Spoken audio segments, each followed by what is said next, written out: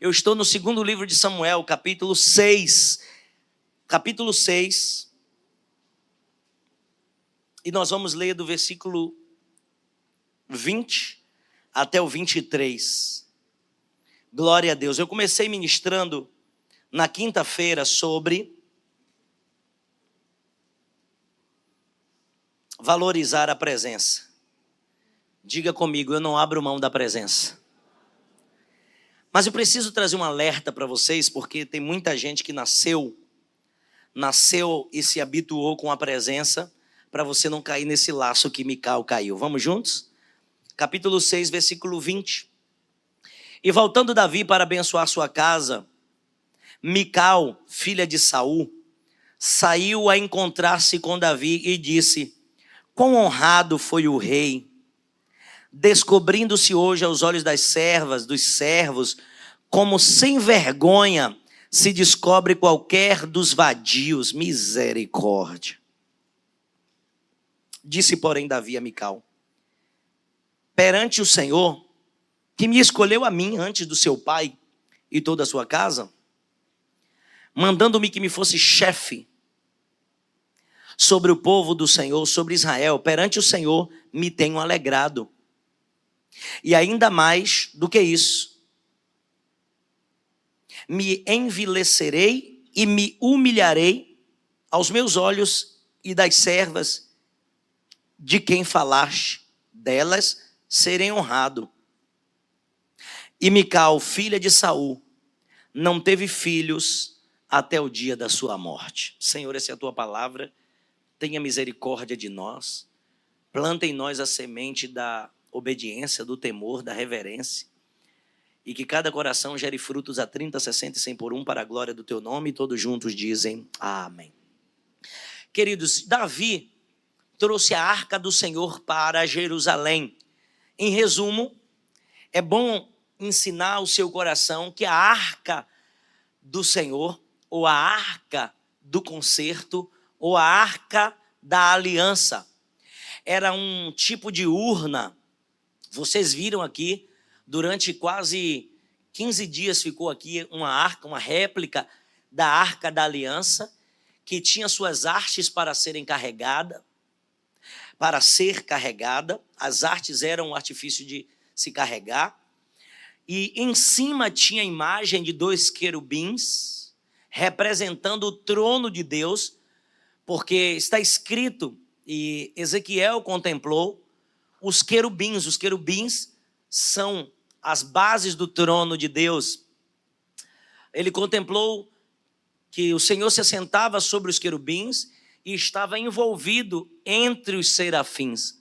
Aqueles querubins que estão em cima da arca, na tampa mais especificamente, é chamado de propiciatório, porque ali, uma vez por ano, o sacerdote entrava no átrio, que é o tabernáculo, na segunda fase do tabernáculo, que é o santo lugar, oferecia ao Senhor sacrifício, incenso, se lavava na bacia de bronze, entrava no terceiro ambiente do tabernáculo, que era o Santo dos Santos, onde estava a Arca da Aliança, separada por um véu até extenso, grosso, representando justamente a separação do homem para com Deus. O pecado separou o homem de Deus. Uma vez por ano, o sacerdote entrava no Santo dos Santos e pegava o sangue do animal e aspergia sobre aquele altar. Era Deus propiciando o acesso do homem a ele. A arca era feita de madeira de acácia, que é uma madeira difícil de ser trabalhada, madeira cheia de nó, representando a nossa humanidade, difícil de ser trabalhada, mas que quando é trabalhada pelo Espírito é revestida por Ele para a glória de Deus Pai. A Arca da Aliança tinha dentro as leis, as tábuas da lei dada por Deus a Moisés, um pote de maná, representando a provisão de Deus, a presença de Deus que não deixa os seus, Ele honra com a sua palavra, Ele vela sobre a sua palavra para cumpri-la.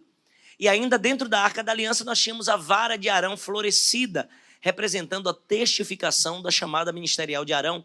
130 cabeças de tribo se levantaram contra Arão, contra Moisés, querendo mudança de liderança, achando que era monopólio e que era nepotismo. Só Moisés e a família é que faz. Só que o Deus que escolhe é o Deus que testifica, o Deus que escolhe é o Deus que garante.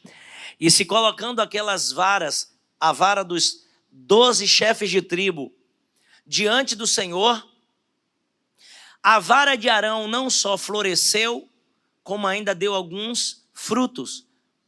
Apareceu algumas amêndoas naquela vara de amendoeira.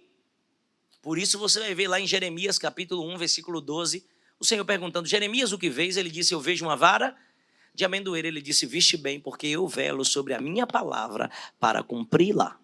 Deus é Deus que cumpre, Deus é Deus que testifica, Deus é Deus que guarda aqueles que Ele levanta. Aleluia! Mas então, a arca do Senhor se torna o símbolo máximo da presença de Deus no meio do povo. A arca da aliança tem todo um processo para ser retirada de dentro da arca. Ela não era tirada pela frente, ela era tirada pelas partes dos fundos. E vocês já aprenderam comigo sobre as 3 tribos: os meraritas, os coatitas e os gersonitas. 3 tribos responsáveis por desmontar e remontar o tabernáculo cada vez que a presença do Senhor mandava esse povo seguir viagem pelo deserto. E não só isso, este povo tinha um temor de carregar e de manutenir o templo. Por isso você vai ver escrito em Malaquias 3,10: trazei todos os dízimos à casa do tesouro, para que se mantenha, para que haja mantimento, para que haja manutenção da casa do Senhor. Cada vez que você honra a Deus cumprindo os seus mandamentos, você está dizendo: eu quero a presença de Deus. Diante do altar, o tabernáculo tinha esses 3 altares. Primeiro, você já entrava com o altar do holocausto. Nós visitamos uma réplica dele no Templo de Salomão, ali em São Paulo. E logo na entrada nós temos o primeiro altar, que é o altar do holocausto. Você já tinha que entrar na presença de Deus queimando alguma coisa. No santo lugar, já tinha um outro altar, que era um altar de incenso, de frente para a mesa dos pães e para a bacia de bronze. E o terceiro altar era a arca da aliança. Então, todas as vezes que alguém ia servir ao Senhor, pelo menos 2 vezes tinha que oferecer oferta, e 1 vez por ano, 3 vezes, porque queimava o altar do holocausto, queimava no altar do incenso, e depois derramava o sangue sobre a tampa da arca, ou sobre o propiciatório. O Senhor disse para Israel: todas as vezes que vocês mantiverem o fogo aceso, a oferta, queimando no altar, vocês querem a minha presença. Nesse primeiro altar, que era o altar do holocausto, era necessário que se mantivesse o fogo aceso. O Senhor fez um pacto com o seu povo: quando vocês não quiserem mais a minha presença, é só deixar o fogo se apagar. Esse fogo desse primeiro altar fala de uma vida de oração, carne queimada, de uma vida de jejum, carne queimada, de uma vida de entrega. É por isso que quando o crente não ora, se sente fraco. É por isso que quando o crente não jejua, se sente meio distante de algum propósito. Às vezes você ora, mas não jejua, jejua, mas não ora. Mas para vencer espécies de demônios e para que a glória de Deus continue fluindo, é necessário uma vida de jejum e oração. Perceba como tudo no tabernáculo tem simbolismos sagrados, de fato, para a nossa vida cotidiana na fé. É isso que Davi está desejando, almejando, porque a arca do Senhor, depois de anos diante da presença do seu povo, foi roubada pelos filisteus, lá nos dias de Eli. Lembra de Samuel nascendo na casa de Eli, no tempo em que seus filhos pecavam contra Deus? Pois, de fato, a arca foi roubada quando Eli ficou sabendo que seus filhos foram mortos na guerra, que a arca do Senhor foi tomada. Ele estava numa cadeira, caiu para trás, quebrou o pescoço e morreu. A arca foi tomada, passou um período de tempo entre os filisteus. Depois, os filisteus foram visitados por uma maldição, por uma praga. todos os filisteus foram tocados e começaram a sair hemorroidas das crianças, dos jovens, dos adolescentes, dos velhos, dos homens, das mulheres. E eles entenderam que aquilo era resultado do Deus de Israel. Irmãos, perceba que Deus nunca teve problema com o seu poder, com a excelência de quem Ele é. O povo de Israel perdeu, mas a presença de Deus sabe a hora certa de tocar nos seus inimigos. É por isso que nós precisamos viver uma vida de temor, porque Deus nem perde, nem ganha quando nós somos afligidos pelos nossos adversários. Nós perdemos, mas Deus continua sendo soberano no seu poder e na sua plenitude. Nós precisamos conservar temor diante do Senhor. Temor. Temer e tremer, reverenciando a presença de Deus. Essa arca é tomada, os filisteus vivem essa praga, assim pode-se dizer, e a arca é devolvida para Israel. Vai parar na casa de um homem chamado Abinadab, e lá passam 20 anos. Esses 20 anos de presença de Deus não muda nada na casa de Abinadab. Até que Davi fica sabendo, manda chamar a arca, trazer a arca, o símbolo de tudo que eu falei para vocês, a presença, a vida de oração, a vida de dedicação, de consagração, de entrega. E Davi, na sua essência, ele almeja que a presença de Deus esteja no meio do povo, porque ele reconhece que ele só está onde está porque a presença lhe deu coragem para viver seus desafios. Ele só venceu e conquistou contra leões e contra ursos porque o Senhor era com ele. Ele só venceu e conquistou o gigante porque a presença do Senhor era com ele. E agora ele estava assumindo o reinado porque o Senhor era com ele. Então nada mais lindo do que buscar a presença. Só que quando a presença chega em Jerusalém, vem trazida num carro de boi, é nessa hora que acontece uma situação trágica, uma tragédia. Uzá, um dos filhos de Abinadab, tenta impedir que a arca caia do carro de boi, e quando toca é fulminado. A palavra dessa manhã é reverência, temor, tremor diante de Deus. Precisamos ter bem vivo no nosso ser de que de Deus não se zomba. Deus não se deixa escarnecer. Por que é então, bispo, que Deus permitiu durante anos os filhos de Eli pecarem diante do tabernáculo, diante da arca, e não puniu eles? Porque para os crentes Deus dá o privilégio da misericórdia. E a Bíblia diz que Deus é rico em misericórdia, tardio em irar-se, rico em longanimidade. Deus dá tempo ao pecador para que se arrependa do seu pecado. Várias vezes você vai ver o Senhor levantando profetas que alertam Israel. Israel, por que despreza o teu Deus? Vê, ó Israel, ouve, ó Israel. As nações clamando o nome do Senhor e vocês se esquecendo de Deus.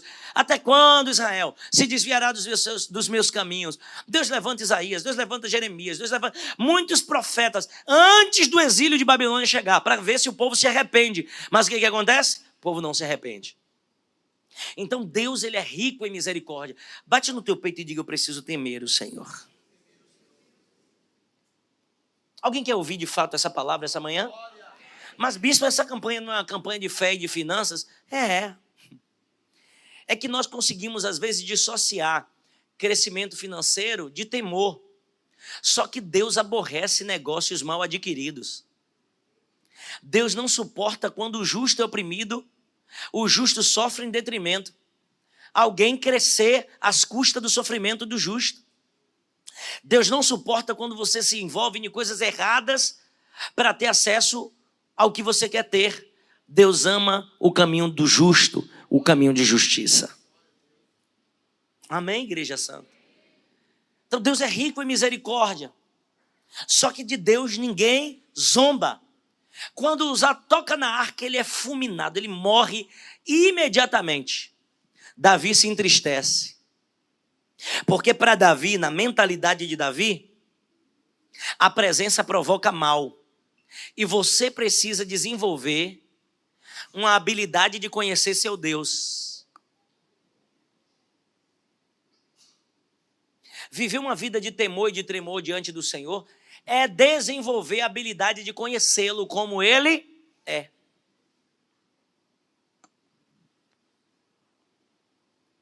O desejo de Deus não é punir ninguém. O desejo de Deus não é ferir ninguém. Mas a santidade de Deus não pode ser violada. A santidade de Deus não pode ser tocada. Princípios não devem ser quebrados. Pode ser quebrado? Pode. Se quebrar, você vai ter que arcar com as consequências. Mas princípios precisam ser estabelecidos e vividos. Por que Davi ficou com medo? Davi conhecia Deus, mas não o suficiente para entender que Deus só pune quem anda de maneira errada.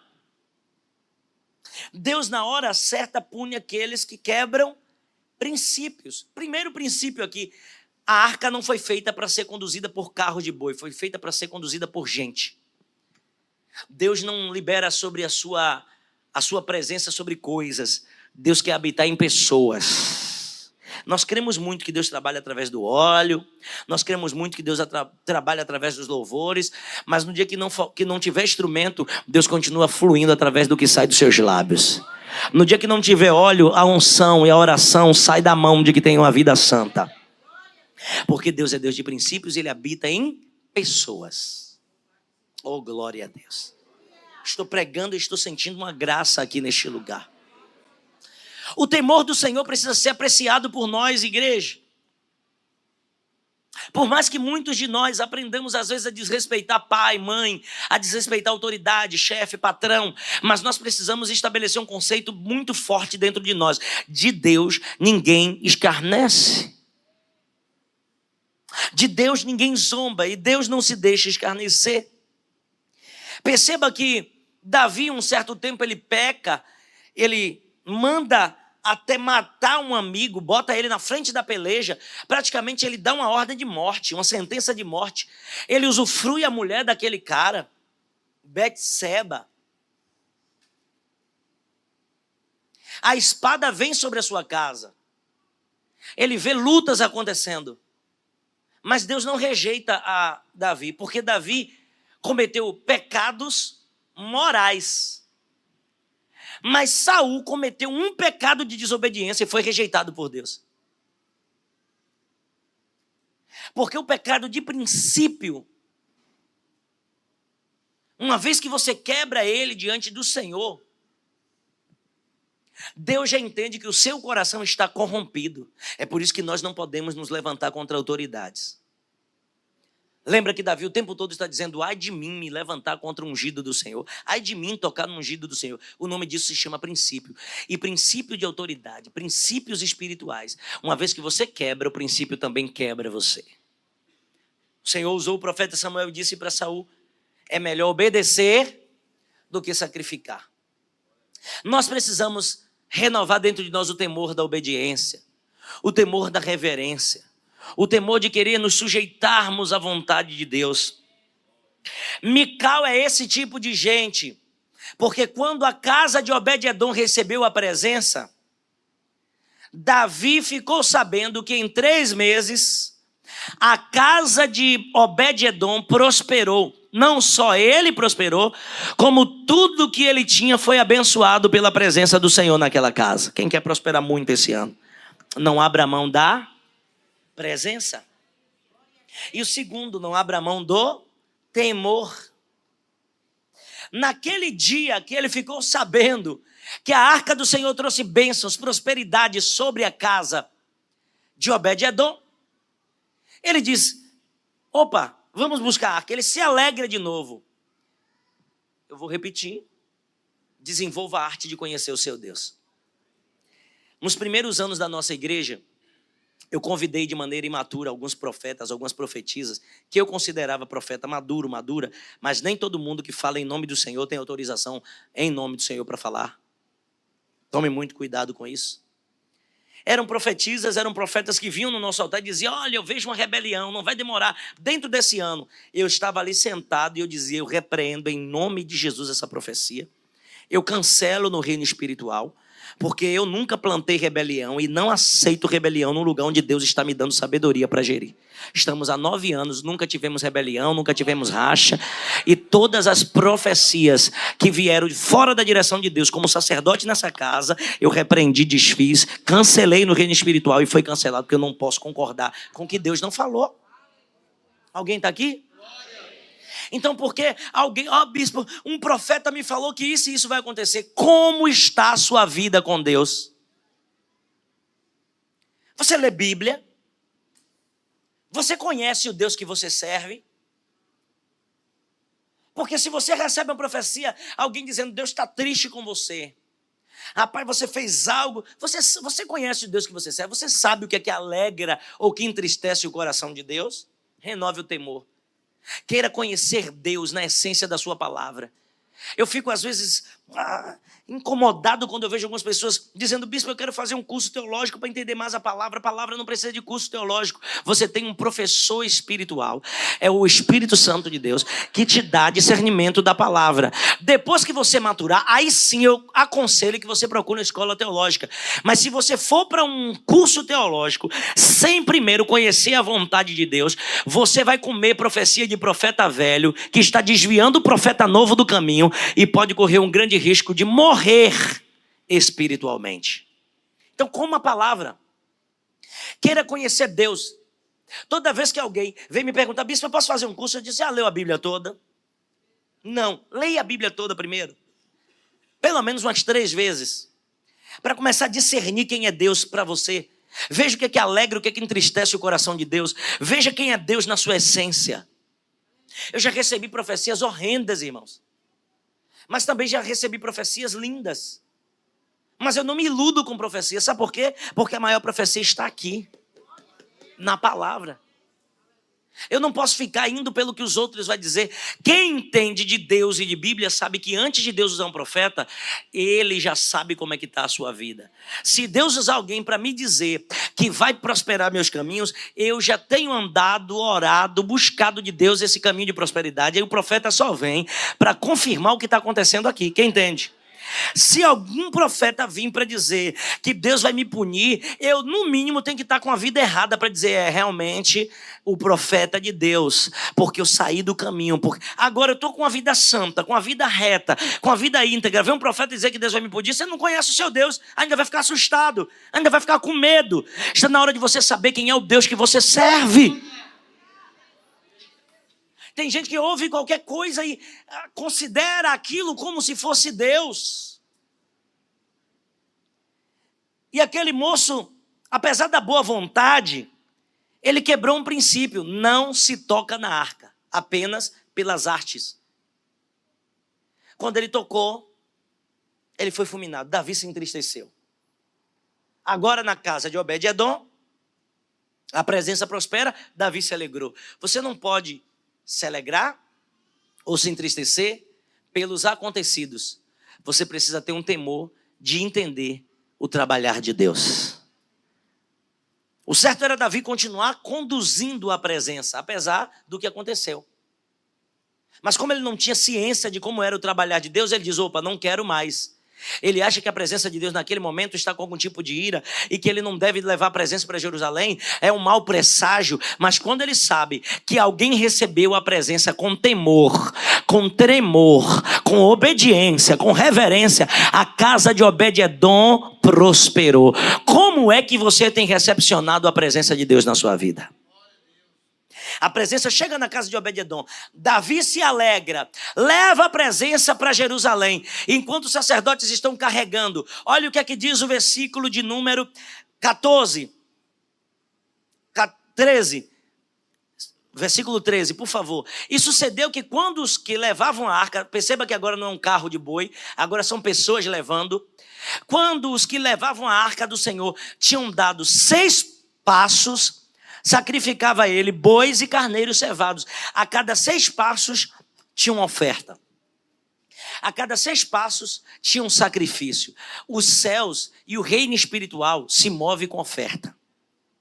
Até os filisteus, quando foram feridos de hemorroidas, como eu acabei de ensinar para vocês, eles ofertaram ao Senhor e a ira se aplacou. Eles devolveram a arca para Israel. Entender o poder de oferta, entender o poder de um voto, faz toda a diferença na vida de quem quer viver um destravar de Deus na vida financeira. E fluir na presença. Olha aqui, quando ele vem dançando e se alegrando, versículo 14 agora.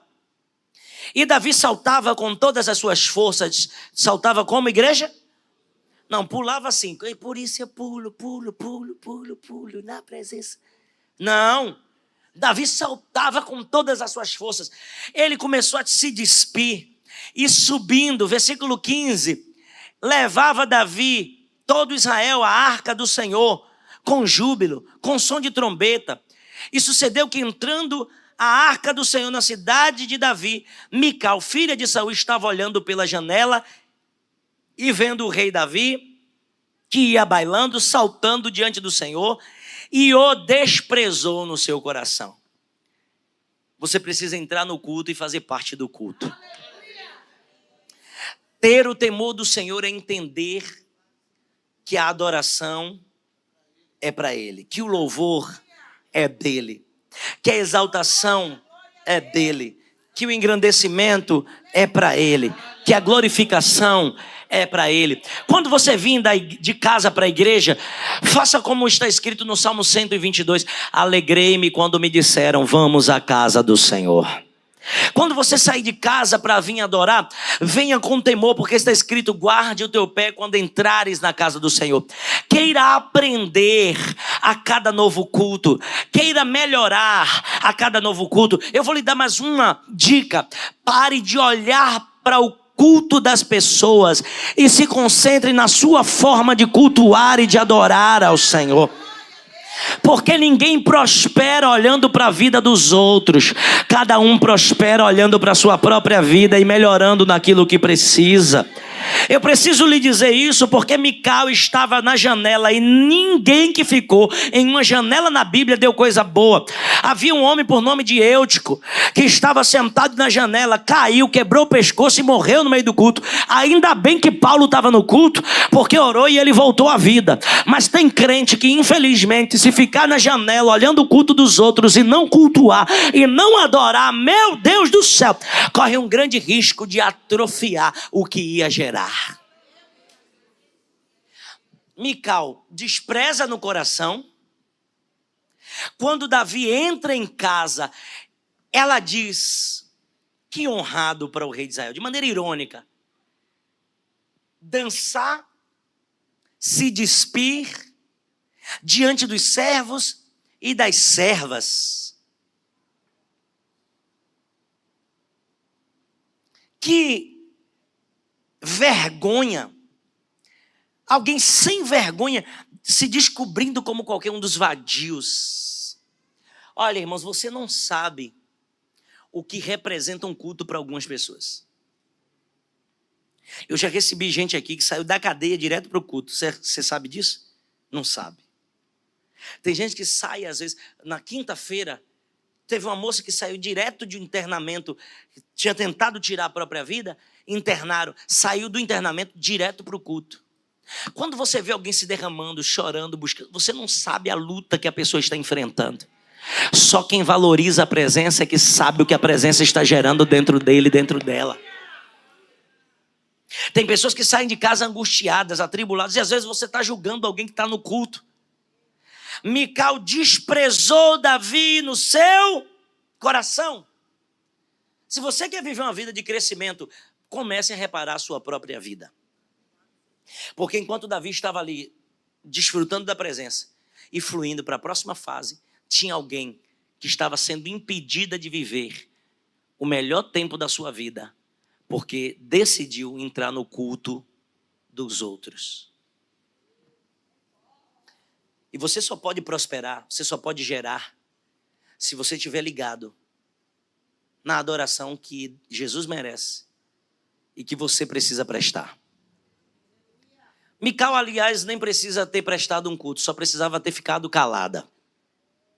Só precisava estar tranquila e entender que o culto é individual, que a salvação é individual, é pessoal e intransferível. Se você é esposo, se você é esposa, se você é mãe, ou se você é filho, e no culto você fica reparando a adoração de alguém com quem você veio, eu vou te convidar a entrar no culto, a parar de reparar o culto dos outros. Não tem como você gerar coisas novas observando a adoração dos outros. Só recebe quem adora. Só recebe quem entra. Só recebe quem flui. Oh, glória a Deus, aleluia. Tem gente que às vezes está no culto, mas não está adorando. Tem gente que está observando o ambiente do culto, mas não entrou no culto. Jesus, por algumas vezes, passa por situações como essa. Havia um homem de uma mão ressequida, ele diz, vem para o meio, entra no culto.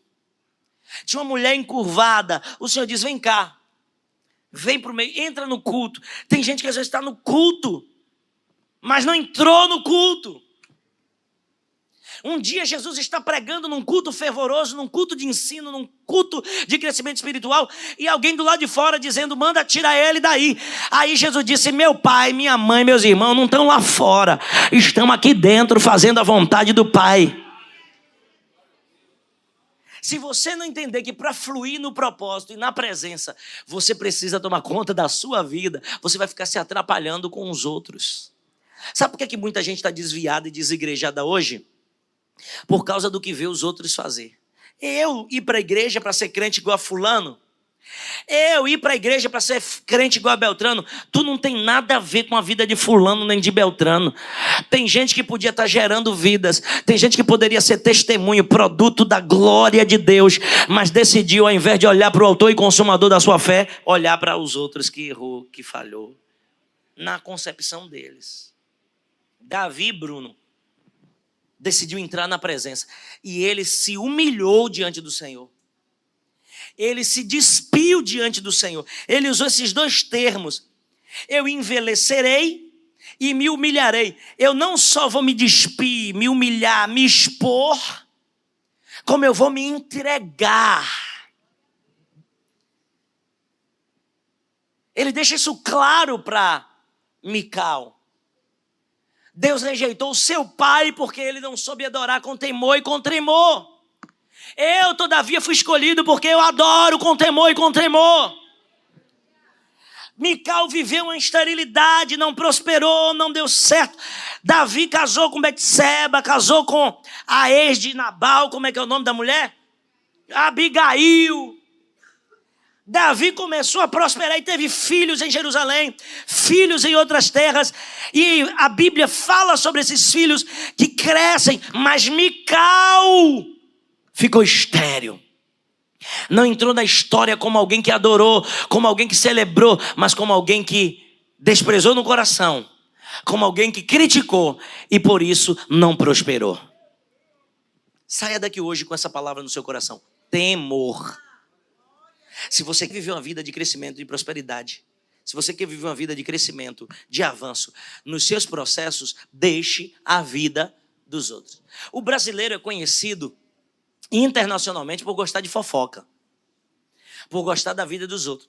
Nós aprendemos que novela, minisséries, até alguns programas de TV, no final você decide, você liga para definir o final da história. A gente começou a achar que a gente tem algum tipo de dever de opinar na vida dos outros. A gente começou a achar que a forma dos outros cultuar, a forma dos outros adorar, a forma dos outros fazer, nós temos que dar algum tipo de pitada. Eu estou pregando essa palavra em pleno tempo festivo do nosso estado, da região Nordeste. Essa palavra não é voltada para algum tipo de comportamento dentro da igreja. Entenda que essa palavra é espiritual. Se tem uma coisa que Deus aborrece na Bíblia, é quem semeia contenda entre irmãos, é quem gera males entre pessoas, é quem dissemina ódio, é quem dissemina discórdia, contenda. Guarde o teu coração, para que você não deixe marcas de pessoas que são próprias de Satanás. Ei, queridos, quem é de Deus dá frutos de Deus, benignidade, bondade, fidelidade, glória a Deus. Às vezes eu vejo algumas pessoas adorando no culto, às vezes tira até a ordem do culto, mas quando eu vejo, eu digo, não, quem sou eu para falar alguma coisa? Esse lugar é um lugar de adoração mesmo, é lugar de exaltar mesmo, é lugar de adorar mesmo, é lugar de gritar mesmo, é lugar de bendizer mesmo, porque eu não me vejo num lugar de juiz para julgar o que alguém está fazendo. E esse é o motivo pelo qual Deus vai prosperando meus caminhos, porque eu me preocupo comigo. Eu não posso interferir na sua individualidade com Deus. Se Davi decidiu tirar a roupa, o efode de linho que estava vestido, fica só de cueca, problema é dele, irmãos. Um dia desse a gente ganhou alma aqui para Jesus, porque uma mulher veio para a praia, ouviu o som e quis entrar aqui de biquíni e com a tanga. Deixa a mulher entrar com tanga. É canga, sei lá. A gente está na frente de uma praia, deixa vir como é? Com a canga, deixa vir com canga, com tanga, seja lá o que for. A Bíblia diz, irmãos, que Jesus foi para uma cidade onde tinha um endemoniado, se jogava na água, no fogo, o homem andava nu. O que foi que os discípulos foram fazer?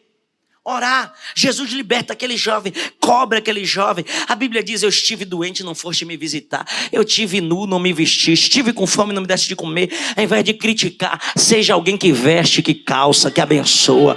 Seja alguém que acolhe, seja alguém que abraça, seja alguém que é bênção. Porque quando você entra no culto para fazer o que Deus te mandou fazer, oh glória, o Deus que contempla todas as coisas abre os seus caminhos e honra você. E para encerrar, eu quero só falar sobre a parábola do bom samaritano. Está escrito que um certo homem estava pelo caminho, voltando de viagem. Ladrões e salteadores acometeram, roubaram tudo que tinha, lhe agrediram de maneira que deixou quase morto no caminho. Os fariseus perguntaram para Jesus, então quem é o próximo? Aí Jesus conta essa parábola. De repente, no meio do caminho, esse caminho está o homem lá jogado e vem um fariseu. Ele disse, eu não vou tocar nesse homem. Não vou deixar de estar indo para Jerusalém para cultuar, para cuidar de um homem caído. E passa.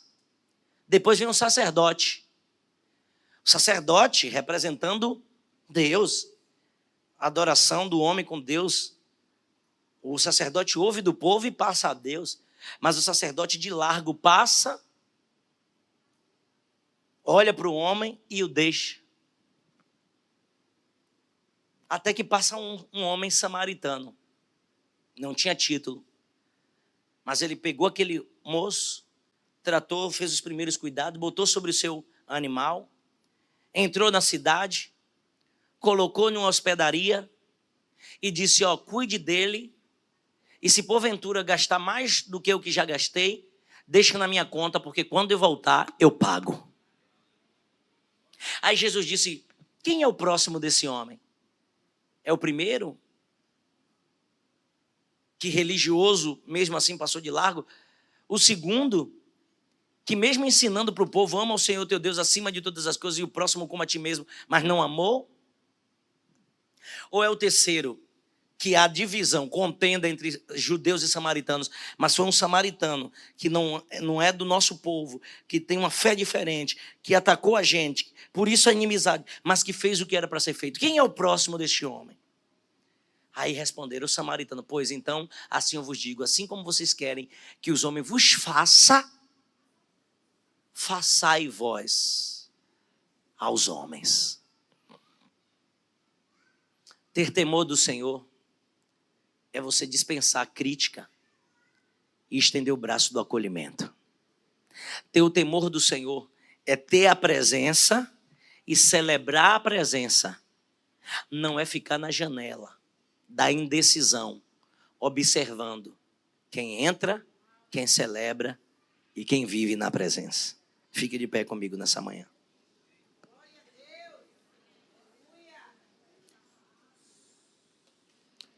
Mical, ela decide seguir o exemplo do seu pai, quebrar princípios.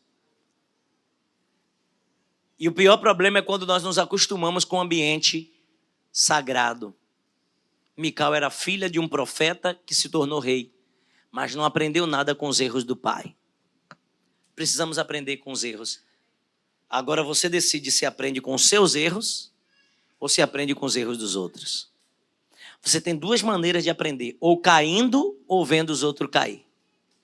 Ou quebrando a cara ou vendo os outros quebrar. Como é que você quer aprender? Ouça a palavra de Deus e se permita ser renovado no seu temor. Não deixe que nada e nem ninguém atrapalhe sua adoração, mas também não atrapalhe a adoração de ninguém. Não deixe que nada interfira você de cultuar, de celebrar, de recepcionar a presença, mas também não impeça ninguém de fluir, de crescer, de avançar na presença. Levante suas mãos e vamos orar juntos. E diga para o Senhor, peça para Ele renovar o temor no seu coração. Mical ficou estéril. Quantos de nós às vezes nos tornamos estéreis pelo temor que não desenvolvemos? Você que